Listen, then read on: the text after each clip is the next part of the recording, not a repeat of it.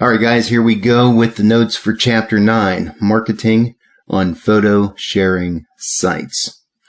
So marketers need to be aware of the importance of visual images to consumers and to be constantly changing and updating their images and encouraging consumers to do the same. That's pretty much going to be the premise of this entire chapter. The fact that we live in such a visual world nowadays, with so many things that we're looking at on our computers, our tablets, our smartphones, in addition to the visual images that we see in traditional media and the things that we see as we're out and about in everyday life. We're constantly being bombarded by various types of images. So the images need to be frequent and to be rather different and unique in order to capture the attention of those that we're trying to reach out to. With almost 2 billion people snapping pictures with smartphones and tablets and mobile applications that make it easy to instantly upload and share pictures, people are flocking to photo sharing sites for personal and for business use. So it's not just a marketing ploy. It's kind of a personal thing as well, where we're documenting our lives in such a way that we're doing it with photos. And it's more than just the special occasion that we're taking photos of nowadays. It's pretty much everyday life that we're documenting in photographic form. And because of that, photo sharing has become, by its very nature, a social activity. You know, taking a picture of yourself going into town, going to a certain restaurant, to a concert, to whatever else that you're doing, showing off the friends that you're hanging out with, showing off a new item that you've purchased. All sorts of different ways that we are now documenting our lives through photographs as opposed to using words, spoken language, written language, what have you. Photographic sharing has become very much a part of how we interact with each other socially, especially in the online space. The nature of how images are perceived is changing as well. Again, it's not just something that we're taking for historical reasons. We're not just doing it to provide documentation for posterity. We're doing it in order to be able to capture some of the fleeting aspects of day-to-day life, the Instagram moment, if you will, to be able to capture that thing that is so unique that it's better to see the picture than to try to describe it. And that's what a lot of us are doing nowadays. People will typically like and comment more on posts when they include a visual image. Again, it gives a little bit of an association to things that we're describing and talking about, and it captures our attention a lot more than just mere text. Status updates attract the greatest number of comments and therefore get the highest engagement scores.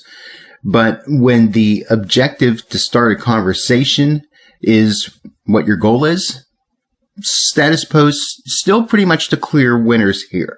But other types of engagement are increased when photos and videos are added into the mix. Videos encourage shares, which is a good way to get marketing messages out. Because videos, you can communicate the message through the moving pictures. Photographs in and of themselves encourage likes and actually achieve the highest engagement per fan. It's a great way to be able to capture a particular moment in time and for people to be able to engage with that photo for that at the moment sort of thing. Good, compelling content is important for engagement, but can be boosted by powerful images. So it's not just what you are saying, but it's how you're saying it and what you're using to complement what you're saying that is helping you to be able to gain attraction and hopefully gain attention and hopefully gain traction is what I'm trying to say. A digital photo album, or the more modern term image hosting site, is a place where a user can store pictures in a central database and retrieve and print pictures as well. So a photo sharing site will allow users to upload photos and other images for public or private consumption, allowing others to comment, rate, and tag the pictures. And most photo sharing sites create albums or galleries. So it's a nice way not just to take your pictures, but to be able to have them organized, to have them readily available on one or several different devices, and to be able to easily share those pictures with others. It's no longer the idea that you have to take your camera out and capture that picture, and then 24 or 36 pictures later, you take the film out of the camera, drop it off at the photo hut or the drugstore that does photo processing, and wait 3, 5, 7 days to be able to get your pictures back, and then you put them in a photo album and put it up on the shelf or put it in a shoebox.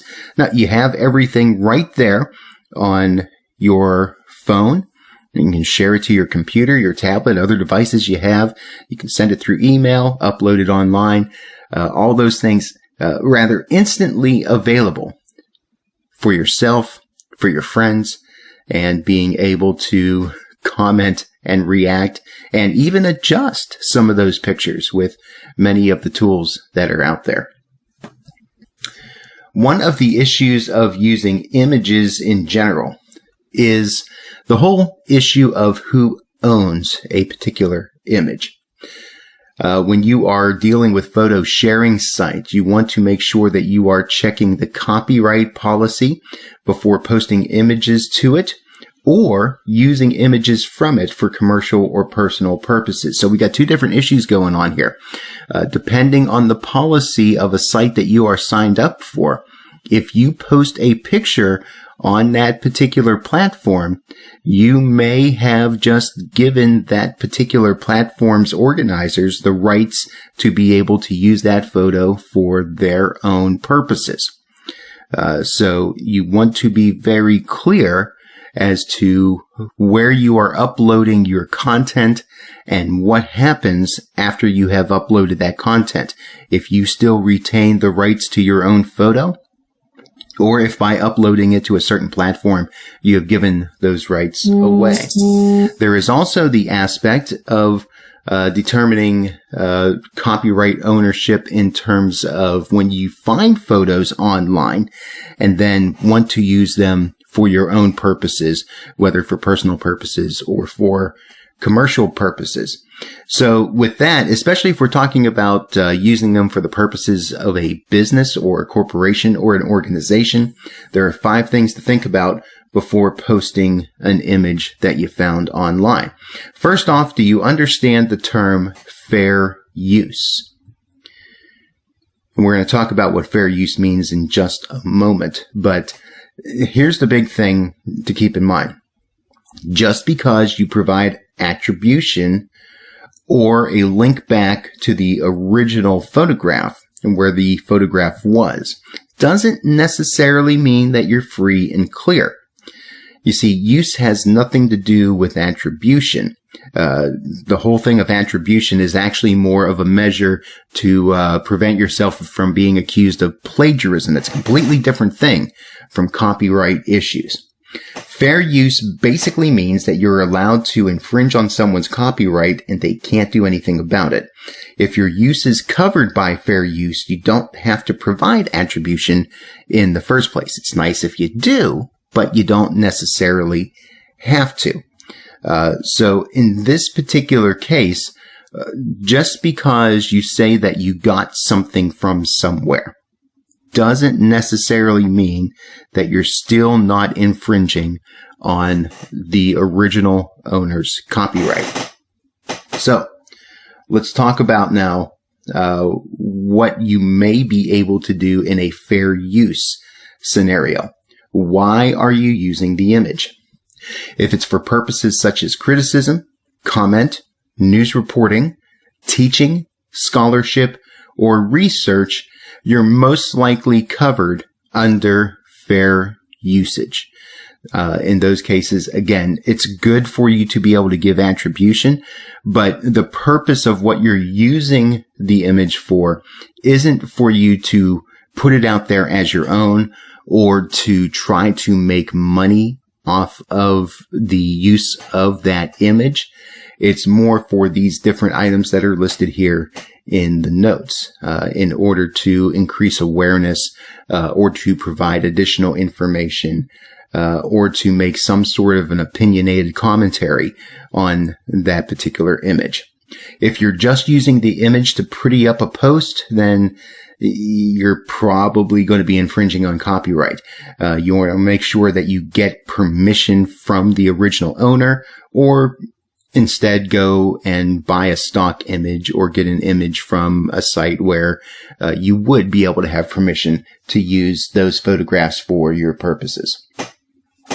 So, a third thing to think about, have you transformed the image in some way, shape, or form? If the new work, which incorporates the copyrighted image, is a transformative work, and basically what we mean by that is that you created something that no longer really resembles the original image, that you've altered it in a significant sort of way, then there is a greater likelihood of finding an exception to copyright infringement. In other words, that it would fall more under fair use. Fourthly, how much of the image are you using? If you're using a thumbnail and linking to the original location, there's going to be a greater likelihood of finding fair use than if you're just posting the original image, because in this case, you're not using a higher quality version of the image. So there's not going to be a lot of incentive for the value of that image to try to manipulate and capitalize on that value. So you may be okay there. If you were doing a post about facial features, for example, and are just using a portion of the face from an image, you could argue that that would be fair use as well, because you're not showcasing the image as is, as if it were your own. You're using the photo as an example for something to highlight one particular aspect. So you're not trying to, again, capitalize on the work as a whole. One final question to ask. Are you willing to risk your site being taken down, getting a cease and desist order, or being sued?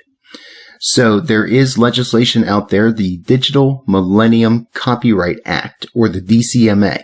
It provides very powerful options for a copyright owner to protect his or her works in the digital space.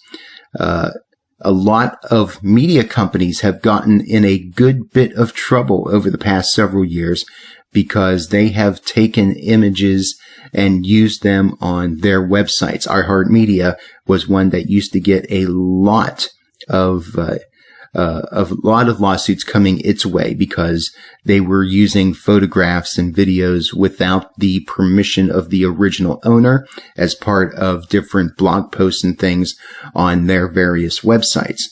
The Digital Millennium Copyright Act gives power to the original creators of content to be able to enact legal action against those that infringe on their copyright.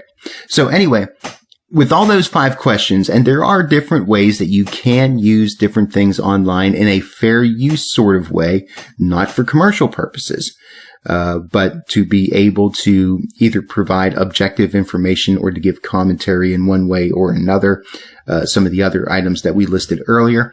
All of that said, you need to make sure that if you find an image online and you want to use it, that you are using it and posting it in a legal way. Otherwise, you could be in a whole lot of trouble. And as far as stock images goes, there are a lot of places that that creators will post content that is made available for use. And we'll talk a little bit more about the concept in which you can do that a little bit later on. A brief history of photo sharing, just kind of going through a timeline of some of the more prominent sites that have been available over the past 25 years. WebShots came out in 1995. It was one of the first photo sharing sites. Then in 2003, PhotoBucket came along. This photo sharing site is well known for personal photo albums and more recently has been a way to store and share videos as well. 2004, Flickr came around. It became an environment in which professional photographers felt comfortable posting and discussing their work on that particular platform. Much more consumer-based, 2010, Instagram comes along. And, of course, still very popular today. The platform almost purely visual with very few comments. Many brands have used Instagram to market effectively by creating fan engagement sorts of things, inviting customers to post pictures using their products and services, frequenting their businesses. However, Instagram in and of itself doesn't really directly generate revenue. They're working on it, but not quite there yet. Most of the heavy lifting from the financial standpoint is done by its current owner, Facebook. Advertising videos created in Instagram can be posted on Facebook and then boosted there to create advertising revenue on the Facebook platform. However, the incentive for Instagram is that it can pull people in and involve them with the brand. So it's very much an awareness sort of platform and an image building sort of platform for a company or an organization. Now, while Instagram is a way to share the world's moments, Pinterest offers to connect everyone in the world through the things that they find interesting via a global platform of inspiration and idea sharing.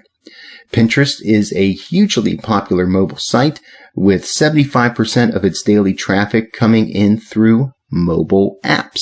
Because a lot of times when people are looking through Pinterest, they're either looking for various types of ideas for creativity, or perhaps they're looking up different recommendations on products and services, and they may be doing that when they're out and about. Matter of fact, it's a very valuable platform for brands that use it well, because 45% of online shoppers have bought something as a result of a Pinterest recommendation. So that's a pretty significant portion of your customer base, almost half of them referring to Pinterest for what to do, what not to do. One digital marketer says that Instagram is about sharing your own photos, while Pinterest is about curation. And Pinterest does allow you to be able to pin various types of content and to categorize them in such ways, stuff that is not necessarily of your own creation, where Instagram is more about the stuff that you yourself create and making that available to your friends and to the public. The Instagram audience is looking for authentic personal experiences with a brand and nonprofits, as well as business to consumer brands can use this to their benefit. So in that sort of way, reaching out to individual consumers in and of themselves. And that's something that a brand can keep in mind, that the experience of using a product is a way to be able to connect with people on Instagram. Meanwhile, the craft-oriented audience on Pinterest is looking for ideas and reacts by visiting websites and engaging in other purchase-related behaviors, making it ideal for B2C brands who are able to translate their brand story into appealing visuals.